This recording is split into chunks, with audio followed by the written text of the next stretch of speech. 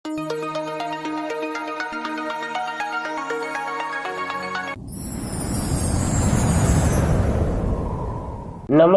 ગુજરાત અધિકારી મિત્રો, આજે આપણે 20 માર્ચ 2024 નું મોસ્ટ ઇમ્પોર્ટન્ટ કરંટ અફેર સાથે સાથે જીકે અને જીએસ વિશે ચર્ચા કરવાના છે.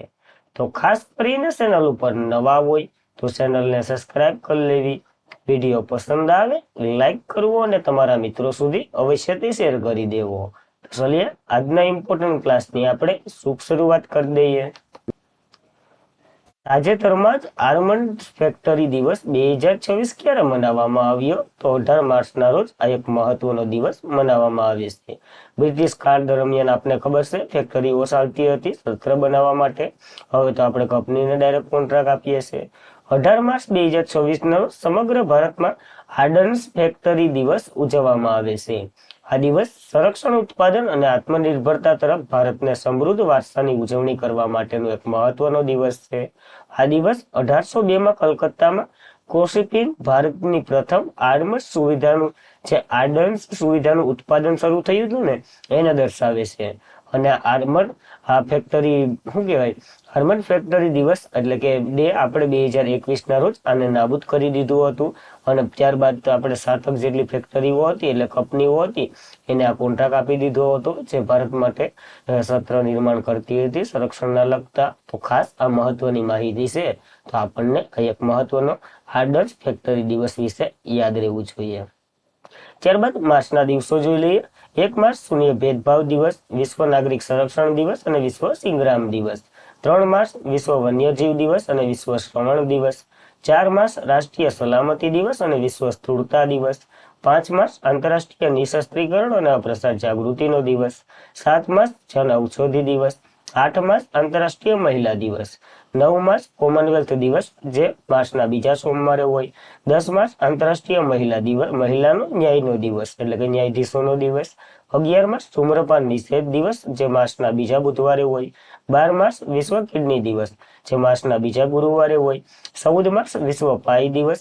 15 માર્ચે વિશ્વ ગ્રાહક અધિકાર દિવસ અને ઇસ્લામ ફોબિયા સામે લડવા માટેનો આંતરરાષ્ટ્રીય દિવસ આપણે મનાવી ચૂક્યા છે. 16 માર્ચ રાષ્ટ્રીય રસીકરણ દિવસ આપણે મનાવ્યો છે. તો આ મહત્વના દિવસો આપણને માર્ચ મહિનાના યાદ રાખવાના. ત્યારબાદ એશિયાનો સૌથી મોટો ટ્યુલિપ ગાર્ડન એ કયા શહેરમાં ખુલ્લો મૂકવામાં આવ્યો છે?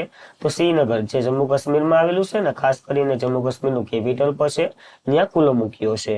તો જમ્મુ કાશ્મીરમાં શ્રીનગરમાં એશિયાનો સૌથી મોટો ટ્યુલિપ ગાર્ડન ગઈકાલે મુલાકાત માટે ખુલ્લો મૂકવામાં આવ્યો છે. આ દાલ તળાવ સામે જબર પર્વતમાળાના તળેટીમાં સ્થિત ગાડીની સ્થાનિક વિદેશી પ્રવાસીઓને આવકારવા માટે સંપૂર્ણપણે સજ્જ છે એટલે કે ખુલ્લો મૂક્યો છે. મુખ્યમંત્રી Amar અબ્દુલ્લાએ Srinagar tulip garden tulip 2026 નું ઉદ્ઘાટન કર્યું અને બગીચાની મુલાકાત લીધી. ત્યારબાદ આ ખુલ્લું મૂકવામાં આવ્યું છે. તો આપણને યાદ રાખવું પડશે. આ વર્ષે 70 થી વધુ જાતિઓ, લગભગ 18 લાખ ટ્યુલિપ ટ્રી ફોન્ટ વગેરે જેટલી ત્યાં શું કહેવાય વિશેષતા ધરાવે છે. આ પ્રશ્ન ઇમ્પોર્ટન્ટ છે. હિમાચલ પ્રદેશના કાંગલા જિલ્લાના પાલનપુર ખાતે બીજો ટ્યુલિપ ગાર્ડન પ્લાન્ટ શરૂ કરવામાં આવ્યો હતો જે બીજો છે. નકર તો જમ્મુ કાશ્મીરમાં જ અત્યાર સુધી આપણે વિકસાવ્યો હતો. તો બીજો મહત્વ ધરાવે. પેલો તો છે જ જમ્મુ કાશ્મીરમાં, તો બીજો પણ આપણને યાદ રાખવો. ત્યારબાદ ભારતનું કયું રાજ્ય બિમસ્ટેક યંગ પ્રોફેશનલ એક્સલન્સ પ્રોગ્રામનું આયોજન કરી રહ્યું છે? તો મહારાષ્ટ્રમાં આ પ્રોગ્રામ યોજાયો છે. ખાસ કરીને અહીંયાના સીએમ છે દેવેન્દ્ર ફડણવીસ, એની અધ્યક્ષતામાં. તો યાદ રાખવું પડશે. ભારત આ મહિનાની 9 થી 15મી તારીખ સુધી મહારાષ્ટ્રમાં બિમસ્ટેક યંગ પ્રોફેશનલ એક્સલન્સ પ્રોગ્રામનું આયોજન કર્યું હતું. આ કાર્યક્રમનો ઉદ્દેશ્ય જ્ઞાનનું આદાન પ્રદાન, પ્રોત્સાહન આપવું, સહયોગને મજબૂત બનાવવું, ભારતીય ઝડપી વિકસતા અને નવીનતા, સ્ટાર્ટઅપ, જ્ઞાન, સંશોધન અને ટેકનોલોજી ઇકોસિસ્ટમ વગેરે ઉપર ચર્ચા કરવાનો આનો ઉદ્દેશ્ય હતો. આમાં સભ્ય દેશો 30 યુવાનોને જ્ઞાન વહેંચ્યું, નવીનતાને પ્રોત્સાહન આપ્યું અને ભારતીય વિકસિત મોડલને પરિચય કરાવ્યો. તો ખાસ ઇમ્પોર્ટન્ટ બની રહ્યો છે. આ કાર્યક્રમ યુવાનોને જોડવા, નવા વિચારો શેર કરવા, ભારતીય વિકાસ મોડેલને પ્રદર્શન કરવા વગેરે જેવા ભવિષ્યના સહયોગને મજબૂત બનાવવા એ માટે આ કરવામાં આવ્યો હતો. તો આપણને યાદ રાખવું અને આની જાહેરાત મોસ્ટ ઇમ્પોર્ટન્ટ છે. નરેન્દ્ર મોદીએ છઠ્ઠા BIMSTEC સમિટ જે બેંકોક થાઈલેન્ડમાં યોજાયું હતું ને, છઠ્ઠું BIMSTEC સમિટ, ત્યારે જ આની જાહેરાત કરી દીધી હતી કે અમે આનું આયોજન કરવાના છે, તો જે કોઈને આવવું હોય એ પોતાનું પાથરણું લઈ અને દોડાવી એ ટાઈપનું કંઈક હતું. BIMSTECની વાત કરીએ, બે of Bengal initiative four multi sector technical and economic cooperation, એનું ફૂલ ફોર્મ થાય છે. આની રચના 1997માં થઈ હતી. મુખ્ય મથક ઢાકા ખાતે છે. હેડ એટલે કે ઇન્દ્રમણી પાંડે છે. બાંગ્લાદેશ, ભૂતાન, ભારત, મ્યાનમાર, નેપાળ, શ્રીલંકા, થાઈલેન્ડ વગેરેના સભ્ય દેશો છે. 2025માં છઠ્ઠી આવૃત્તિ બેંકોકના થાઈલેન્ડમાં યોજાઈ હતી. એની થીમ યાદ રાખવાની, BIMSTEC સમૃદ્ધ, સ્થિતિસ્થાપકતા અને ખુલ્લા. હવે આ જે વર્ષનું આગામી 2 વર્ષ માટે છે ને, BIMSTECનું અધ્યક્ષતા પદ બાંગ્લાદેશે સંભાળ્યું છે, તો એ આપણને યાદ રાખવું પડશે, ઇમ્પોર્ટન્ટ બની રહ્યું છે એટલા માટે. ત્યારબાદ ટાઈમ મેગેઝિન 2024ના વિશ્વના 100 સર્વશ્રેષ્ઠ સ્થળોની યાદીમાં બહાર પાડી. આમાં ભારતના કેટલા સ્થળોનો સમાવેશ કરવામાં આવ્યો છે? તો ભારતના 4 સ્થળો મહત્વના છે, એ એને લીધા છે. તો 4 વિશે ચર્ચા કરશું. ટાઈમ મેગેઝિન 2024ના વિશ્વના 100 સર્વશ્રેષ્ઠ શહેરોની યાદી બહાર પાડી છે. આમાં ભારત 4 સ્થળો પર સમાવેશ કરવામાં આવ્યો છે. એમાં પેલું છે મારું ખેત, જોધપુર, રાજસ્થાનનું. એટલે અમારું ખેત એ છે. આ એક કૃષિ પ્રવાસન પ્રોજેક્ટ છે. અહીંયા ગ્રામીણ જીવન, ઓર્ગેનિક ખેતી અને લોકોની સંસ્કૃતિનો અનુભવ કરે છે. રાજસ્થાનના જોધપુરમાં મહત્વ ધરાવે છે. શક્તિ હિમાચલ પ્રાંત લોજ, જે ઉત્તરાખંડમાં આવેલું છે. એને કુમાઉની ટેકરીમાં આવેલું વૈભવ વિલેજ સ્ટીક યોગ, ધ્યાન અને પ્રકૃતિ વચ્ચે શાંત અનુભવનું પ્રખ્યાત આ સ્થળ માનવામાં આવે છે. એની પસંદગી થઈ. એરબોર્ન રાજગઢ પેલેસ, જે મધ્યપ્રદેશમાં છે. ઐતિહાસિક મહેલને વૈશ્વિક હોટલમાં રૂપાંતર કરવામાં આવ્યું અને એક શાહી અનુભવ અને હેરિટેજ ટુરિઝમ એક ઉત્તમ ઉદાહરણ તરીકે પૂરું પાડી રહ્યા છે. આ 3 સ્થળો તો થઈ ગયા. તો ચોથું કયું?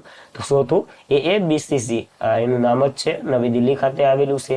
એક આધુનિક અને સજ્જકરણ ડાઇનિંગ સ્પેસ છે. તેમનું અનોખું ભોજન અને અનુભવ માટે ડિઝાઇન કરેલું છે. મહત્વનું છે, તો આપણને યાદ રાખવું પડશે.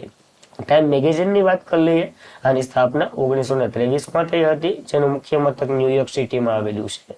અમેરિકાનું પહેલું સાપ્તાહિક ન્યૂઝ મેગેઝિન છે આ ટાઈમ મેગેઝિન, તો ખાસ ઇમ્પોર્ટન્ટ બને છે. અને ટાઈમ મેગેઝિને 2025માં person of the year artificial of AI તરીકે જાહેર કર્યું હતું. અને ટાઈમ મેગેઝિનના સી ઓફ ધ યર 2025માં નીલ મોહન યુટ્યુબના CEO છે અને ભારતીય મૂળના છે. એની પસંદગી થઈ હતી, તો આપણને યાદ રાખવું પડશે. ત્યારબાદ 24 કલાકમાં ચાલતી જે સ્પીડ પોસ્ટ નીચેના પૈકી કયા શહેરમાં શરૂ કરવામાં આવી નથી? નથીની વાત કરેલી છે, તો અમદાવાદમાં શરૂ કરવામાં આવી નથી, નકર તો મુંબઈ, હૈદરાબાદ ને બેંગ્લોર ને કલકત્તા ને ઘણા ઠેકાણા શરૂ થઈ છે.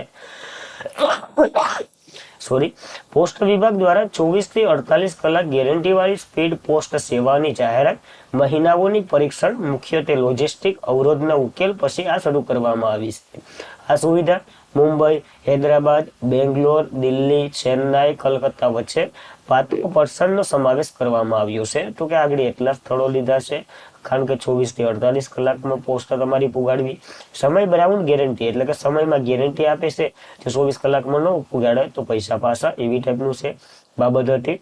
પેસેન્જર ફ્લાઇટ કાર્ગો હોલ્ટ જગ્યાએ ગેરંટી વાળા બ્લોક મેળવી આવ્યું છે, જેનો ઉપયોગ ઇન્ડિયન પોસ્ટે વર્ષો સ્પીડ પેટર્ન જે લેખોના ઝડપી ટ્રાન્ઝેક્શન કરવા માટે કર્યું છે. તો ખાસ મહત્વનું છે, પોસ્ટ વિભાગે કર્યું. એની વાત કરી લઈએ. ભારતીય પોસ્ટ 1 ઓક્ટોબર 1854માં એની રચના થઈ હતી. આનું હેડક્વાર્ટર નવી દિલ્હી ખાતે છે. ટીજી તો કે જીતેન્દ્ર ગુપ્તા છે. રાષ્ટ્રીય ટપાલ દિવસ એક મનાવીએ આપણે 10 ઓક્ટોબરે, અને વિશ્વ પોસ્ટ દિવસ આપણે 9 ઓક્ટોબરે મનાવીએ છીએ. તો બંને યાદ રહી જાય એવા દિવસો છે, મેરે મેરે છે. એટલે ડેનમાર્કની વાત કરીએ તો પોતાની પરંપરાગત ટપાલ સેવા બંધ કરનાર વિશ્વનો પ્રથમ દેશ હતો. તો મોસ્ટ આઈએમપી પ્રશ્ન બનશે. ભારતનું પ્રથમ 3D પ્રિન્ટેડ પોસ્ટ હાઉસ બેંગ્લોરમાં બન્યું હતું. ઘણા PYQ આના મળી જશે.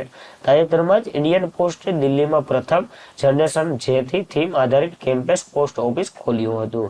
અને ભારત એ વિશ્વનું સૌથી ઊંચું પોસ્ટ ઓફિસ, ભારત અથવા તો વિશ્વમાં સૌથી ઊંચું પોસ્ટ ઓફિસ તો હિમાચલ પ્રદેશથી ખીણમાં આવેલું હિકલિસ પોસ્ટ ઓફિસ છે. એનો પ્રશ્ન પૂછાઈ ગયો, તો આપણને આ મહત્વના ફેક્ટો યાદ રાખવા પોસ્ટ ઓફિસ વિશે. ત્યારબાદ કુસુમપુર કયા રાજ્યનું પ્રથમ સ્માર્ટ ગામ બનવા માટે તૈયાર થઈ રહ્યું છે? તો ઓડિશાનું પ્રથમ સ્માર્ટ ગામ બનવા માટે તૈયાર થઈ ગયું છે, તો ઇમ્પોર્ટન્ટ બની રહ્યું છે. ઓડિશાના કેન્દ્રપાડા જિલ્લાના કુસુમપુર ગામ વૈજ્ઞાનિક અને ઔદ્યોગિક સંસાધનો પરીક્ષણ માટે નેતૃત્વ હેઠળ ટેકનોલોજી સંચાલિત ગ્રામીણ વિકાસ પહેલ હેઠળ રાજ્યનું પ્રથમ સ્માર્ટ ગામ બનવા માટે તૈયાર છે. આ પ્રોજેક્ટનો ઉદ્દેશ્ય આધુનિકરણ, ટેકનોલોજી અને રોજિંદા જીવનમાં જે કૃત્રિમ એકીકરણ કરવાનો છે, જેનાથી ટકાઉ અને આત્મનિર્ભરતા ગ્રામીણ ઇકોસિસ્ટમને મજબૂતી મળે. સ્માર્ટ વિલેજ એટલે શું? તો કે એવું ગામ જે આધુનિકરણ, ટેકનોલોજી, સારી સુવિધાનો ઉપયોગ કરી લોકોની જીવનની ગુણવત્તા સુધારી શકે અને સ્માર્ટ વિલેજ ટેકનોલોજી, સુવિધા વગેરે વધુ સારું બને, એના માટેનું આ એક મિશન છે સ્માર્ટ વિલેજ. તો યાદ રાખવું. જ્યારે આ તો ઓડિશાનું પેલું છે, તો ભારતનું પેલું કોણ હતું? તો સનવારી ગામ હતું મહારાષ્ટ્રનું, એ ભારતનું પેલું સ્માર્ટ વિલેજ હતું. તો આપણને એ પણ યાદ રાખવું. શું ગુજરાતમાં એ કોઈ સ્માર્ટ વિલેજ બન્યા છે? મારો પ્રશ્ન છે, જવાબ તમારે આપવાનો છે. ત્યારબાદ કયા રાજ્ય સરકારે ઈ સ્વાસ્થ્ય ધામ પોર્ટલ શરૂ કર્યું છે? તો ઉત્તરાખંડે શરૂ કર્યું છે. ગંગોત્રી ને યમુનોત્રી ને જે બધી હરિદ્વાર ને જાય ને ત્યાં આડું આવે. ઉત્તરાખંડ સરકારે તાત્કાલિક તબીબી સહાય માટે ઈ સ્વાસ્થ્ય ધામ પોર્ટલ શરૂ કર્યું. રિયલ ટાઈમ મોનિટરિંગ દ્વારા વર્ષની 4 ધામ યાત્રા માટે ખાસ કરીને આરોગ્ય વ્યવસ્થા છે. 4 ધામ એટલે કેદારનાથ, બદ્રીનાથ, યમુનોત્રી અને ગંગોત્રી.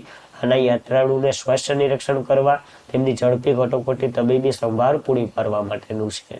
ઉત્તરાખંડ સરકારે ઈ સ્વાસ્થ્ય ધામ પોર્ટલ શરૂ કર્યું અને આ યાત્રાનું માર્ગ, મુખ્ય વોટિંગ પોઈન્ટ, 4 ધામો પર કાયમી અસ્થાયી તબીબી એકમોનો અનુભવ કરશે. ડોક્ટર અને મેડિકલ સ્ટાફ તૈનાત કરશે. આ રૂટ ઉપર 108 ઇમરજન્સી, એડવાન્સ લાઈફ વગેરે જેવી સુવિધાઓ સજ્જ રહેશે. તો ખાસ મહત્વ ધરાવે છે આપણા માટે ઈ સ્વાસ્થ્ય ધામ પોર્ટલ. ઉત્તરાખંડે શરૂ કર્યું છે, ત્યાંના સીએમ તો કે સુખવીરસિંહ સુખુએ શરૂ કર્યું છે, તો યાદ રાખવું પડશે. ત્યારબાદ કયા દેશમાં ધ સી ડ્રેગન 2026ની નૌકાદળ કવાયતમાં ભારત ભાગ લેવા માટે રવાના થયું છે? તો અમેરિકા દ્વારા યોજાય છે આ કવાયત. બહુપક્ષીય કવાયત છે, ઘણા દેશોએ આમાં ભાગ લીધો છે. ભારત અમેરિકા એટલે કે યુનાઇટેડ સ્ટેટ્સ દ્વારા જે દર વર્ષે આયોજિત નેતૃત્વ હેઠળ બહુરાષ્ટ્રીય નૌકાદળ કવાયત સી ડ્રેગન 2026માં જોડાયું. આ કવાયત હાલમાં ગુવાન નજીક યોજાઈ રહી છે. ભારતીય નૌકાદળ ઓસ્ટ્રેલિયા, જાપાન, દક્ષિણ આફ્રિકા અને ન્યુઝીલેન્ડ જેવા દેશોએ આમાં ભાગ લીધો છે. એટલે બહુરાષ્ટ્રીય નૌકાદળ કવાયત થઈ ગઈ.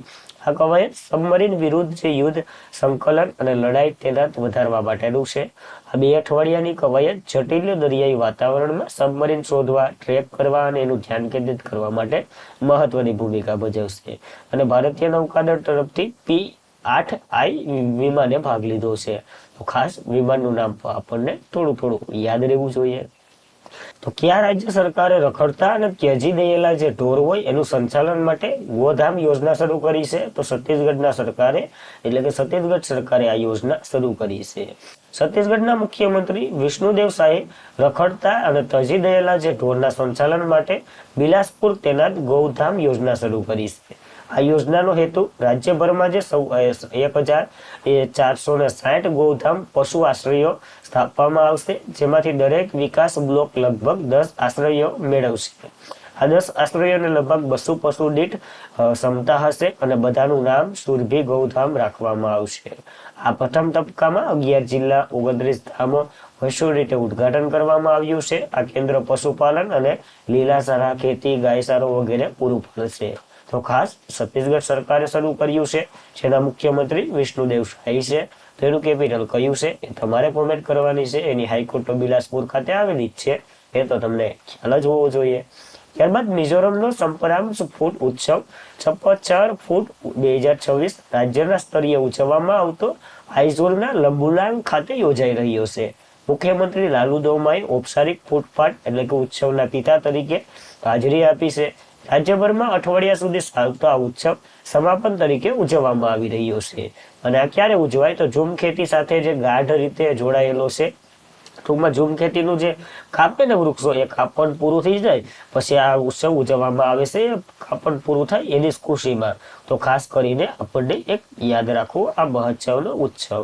અને આજના માટે એટલું જ રાખીએ, કારણ કે રિવિઝન કરાય એવો જરાય ટાઈમ નથી, કારણ કે જો બોલાતું જરાય નથી, તેમ છતાં ક્લાસ લઈએ તો થોડુંક જોઈજો. તો બસ આજના માટે એટલું જ રાખીએ. જય હિન્દ, જય ભારત, ધન્યવાદ.